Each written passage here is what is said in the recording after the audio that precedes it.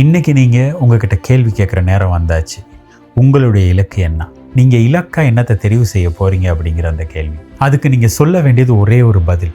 அந்த ஒரே ஒரு விஷயத்தை ரொம்ப தெளிவாக செலக்ட் பண்ணுங்கள். அதை நோக்கி பாருங்கள். அதை மட்டுமே தேடி பாருங்க.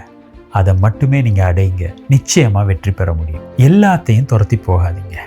நீர் இருக்குல்ல, நீர் அப்படியே பரம்பி போச்சுன்னா அப்படியே பரம்பி தான் போகுமே ஒழிய ஒரு ஆழத்தை உருவாக்காது. ஆனால் ஒரே இடத்துல இருந்தால் ஒரு கிணறையே உருவாக்கக்கூடிய சக்தி அந்த தண்ணிக்கு இருக்குது. உங்களுக்கும் அந்த சக்தி இருக்குது. உங்களுடைய நோக்கங்களுக்கும் இலக்குகளுக்கும் அந்த சக்தி இருக்குது.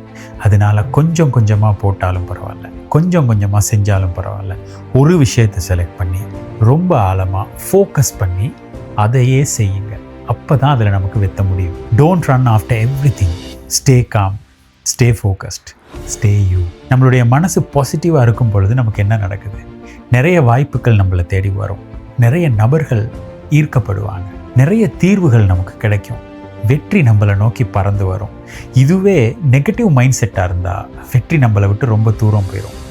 நிறைய நபர்கள் நம்மளை விட்டு அப்படியே விலகி தூரம் போய் சேர்ந்துருவாங்க.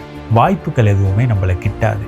தீர்வுகளுக்கு பதிலாக பிரச்சனைகள் தான் நம்மளை நோக்கி வந்துக்கிட்டு இருக்கும். அதனால நேர்மறையான எண்ணத்தோட அந்த ஒரு விஷயத்தை ஃபோக்கஸ் பண்ணி செஞ்சமாக இருந்தால் வெற்றி நிச்சயமாக எங்களால் அடைய முடியும். உண்மையான வெற்றி அப்படிங்கிறது நீங்கள் மட்டும் வெத்துறது கிடையாது, இன்னொருவரையும் உங்களோடு சேர்த்து வெத்த வைக்கிறது தான். நீங்கள் மற்றவங்களையும் சேர்த்து இந்த மாதிரி உயர்த்துறப்போ நீங்கள் சிறந்த ஒரு தலைமைத்துவ பண்புடைய ஒரு நபராக மாறுறீங்க. இன்றைக்கி நீங்கள் ஒரு உறுதிமொழி எடுத்துக்கங்க. உங்களுடைய வெற்றிக்கான பாதையை நீங்கள் சரியாக தேர்வு செய்ய போகிறீங்க. உங்களுடைய இலக்கு என்ன அப்படின்னு சொல்லி, அந்த ஒரு நோக்கம் என்ன அப்படின்னு சொல்லி நீங்கள் தேர்வு செய்ய போகிறீங்க. அந்த ஒரு நோக்கத்தை நோக்கி நீங்கள் பயணிக்க போகிறீங்க, பறக்க போகிறீங்க. அதையே நீங்கள் அடைய போகிறீங்க. அதில் தான் நீங்கள் வெற்றி காண போகிறீங்க. இதுதான் உங்களுடைய உறுதிமொழியாக இருக்க போகுது. இப்போ நீங்கள் செய்ய வேண்டியது ஒன்று தான். உங்களுக்கு நிறைய விஷயங்கள் இருக்கும், இது எல்லாத்தையும் செய்யணும்னு. எல்லாத்தையும் விட்டுட்டு ஏதாவது ஒன்று நீங்கள் செலக்ட் பண்ணுங்கள். செலக்ட் பண்ணுறத என்னான்னு சொல்லி முடிவெடுங்க. முதல் ஸ்டெப்பாக கமெண்ட்டில் போடுங்க உங்களுடைய இலக்கு என்ன அப்படின்னு சொல்லிட்டு. அதை ஃபோக்கஸ் பண்ணி வேலை செய்யுங்க. உங்களோட ஃப்ரெண்டுக்கு நீங்கள் உதவ விரும்புனீங்கன்னா அவங்களுக்கு இதை ஷேர் பண்ணுங்கள்.